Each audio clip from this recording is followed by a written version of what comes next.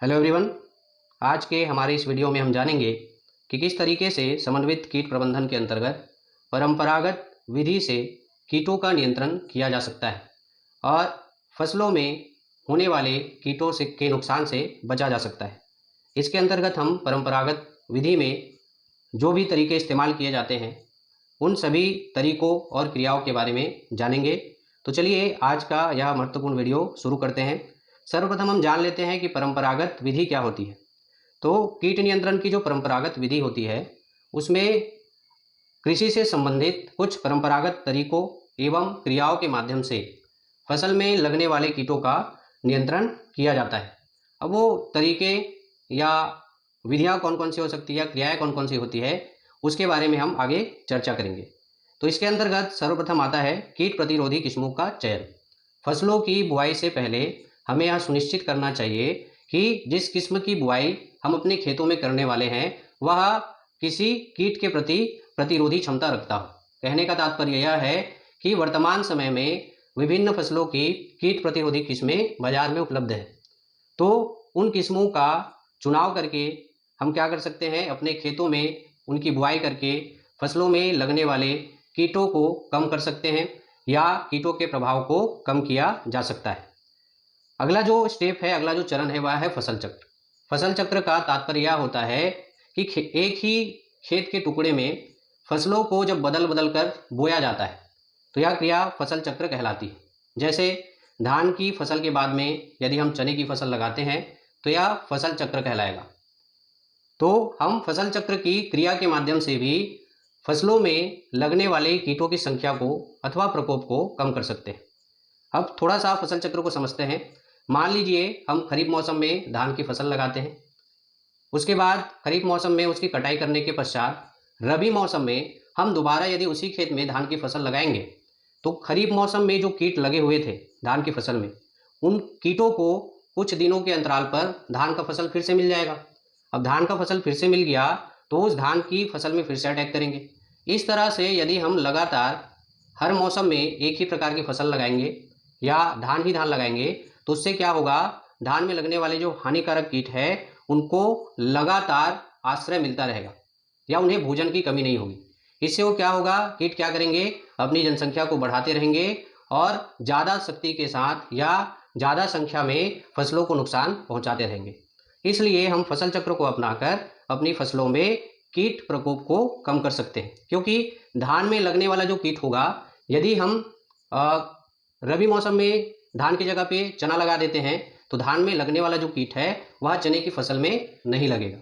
कहने का मतलब है उस कीट को खाने के लिए धान का फसल नहीं मिलेगा, जिस कारण से धान में लगने वाला वह जो कीट है धीरे धीरे नष्ट हो जाएगा।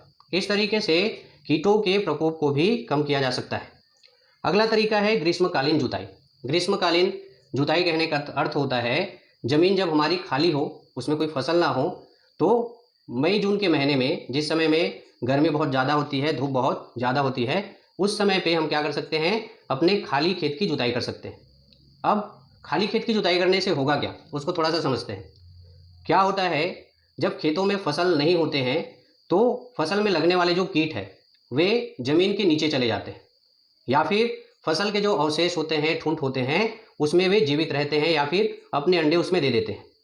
तो तेज गर्मी के दिनों में यदि जब हम खेतों की जुताई करते हैं तो जमीन के नीचे छिपे हुए जो हानिकारक कीट है उनके जो अंडे हैं वे जमीन की सतह पर आ जाते हैं। और मई के महीने में जैसे मैंने कहा तेज गर्मी होता है, तो तेज गर्मी और तेज धूप के कारण कीटों के जो अंडे होते हैं, जो कीट होते हैं, वे नष्ट हो जाते हैं। इस तरीके से जब हम अगली फसल लगाएंगे तो उसमें कीटों का प्रकोप जो है कम हो जाएगा, कीटों की संख्या कम हो जाएगी। तो ग्रीष्मकालीन जुताई की सहायता से भी हम अपनी फसलों में कीटों के प्रकोप को कम कर सकते हैं। अगला जो तरीका है वह है खेतों की सफाई। खेतों की सफाई कहने का तात्पर्य यह है कि खेत के मेड़ में अनावश्यक रूप से खरपतवार ना उगे हो, फसल अवशेष या ठूंठ खेतों में ना पड़े हो, क्योंकि इन्हीं खरपतवारों में या फसल अवशेष में अथवा ठूंठ में ही कीट क्या करते हैं, अपने अंडे देते हैं या प्यूपा के रूप में वहाँ पे उपस्थित रहते हैं। और जब हम अपनी खेतों में फसल की बुआई करते हैं तब ये कीट अपने अंडों में से निकलकर हमारी फसलों पर आक्रमण करते हैं, हमारी फसलों को नुकसान पहुंचाते हैं। अतः इनके नुकसान से बचने के लिए मेड़ों की एवं खेतों की साफ सफाई पर विशेष ध्यान देना चाहिए, जिससे कि कीटों का प्रकोप कम हो जाता है। अगला जो तरीका है वह है बुआई का समय। इसके अंतर्गत फसल बुआई के लिए वैज्ञानिकों के द्वारा जो समय निर्धारित किया गया है, यदि उसी समय पर फसलों की बुआई करें तो भी फसलों में लगने वाले कीटों की संख्या को काफ़ी हद तक कम किया जा सकता है। अगला जो तरीका है वह है जाल फसल का प्रयोग। जाल फसल कहने का मतलब होता है ट्रैप क्रॉप। अब इसको समझते हैं कि होता क्या है। एक उदाहरण से समझते हैं। मान लीजिए आपने कपास लगाया है, कपास का फसल आपने लगाया है, तो कपास का एक गुलाबी कीड़ा लगता है, कपास में एक गुलाबी कीड़ा लगता है जो कपास की फसल को काफ़ी नुकसान पहुंचाता है। तो इससे बचने के लिए जो कपास लगाने वाले किसान हैं वो क्या कर सकते हैं, कपास के खेत के चारों ओर भिंडी की फसल लगा सकते हैं। ठीक है, भिंडी की फसल लगाएंगे तो क्या होगा, कपास का जो गुलाबी कीड़ा है, वह कपास हमारा मुख्य फसल है, भिंडी हमारा कौन सा फसल है, जाल फसल है।